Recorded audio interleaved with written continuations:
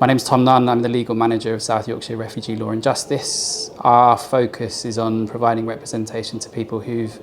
already been through the asylum system once, have had their cases refused, and are trying to have their cases reopened. So there is a real temptation for people, I think, who have some experience of these things, who have some understanding of how the systems work, to help out someone that they see that's in need. But I want to give some examples of why that can actually have quite a lasting, damaging impact on that person in order for people to avoid doing it. So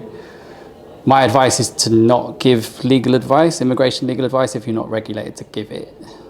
For practical reasons, legally,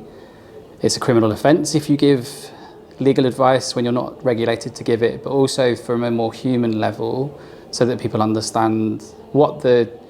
complications and the difficulties can be caused by giving bad legal advice. So I see lots and lots of cases for people that have had bad advice, for people that have done things that have led to the Home Office refusing their cases, and our job is basically to unravel those things and untie the knots and make sure that they can re-enter the system and have their case heard afresh.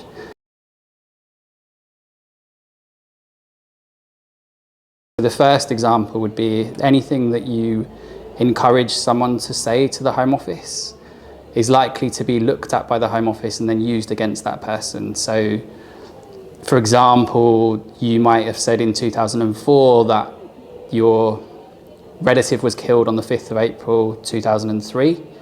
and then if you then say something in writing to the Home Office 10 years later and say it happened on the 4th of April, the Home Office is likely to use that to say that you're not telling the truth, that there are inconsistencies in your account, and therefore that provides a reason why they would refuse your case. So you have to be so careful with the information that's given to the Home Office, and that's why I wouldn't encourage anyone who wasn't legally qualified to put any representations into the Home Office.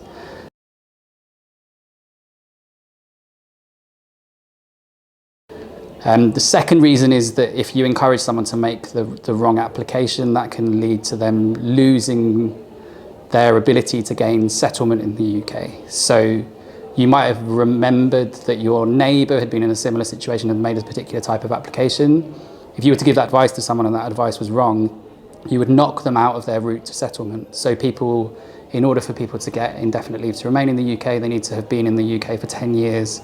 with legal residence, and that needs to be continuous. So if someone was to make the wrong application at the end of their leave and that was to be refused, then they'd have to restart those 10 years, and that's a risk that you take by making the wrong application.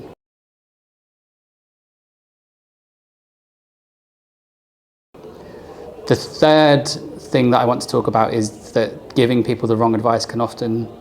sometimes lead to people being at risk from detention and deportation ultimately. So it may be that you've misremembered what I said earlier,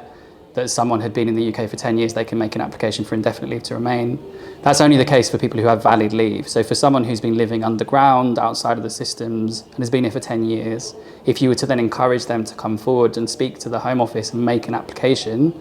not only would that application would be refused because they wouldn't be entitled to that type of leave, but also then the Home Office may then have their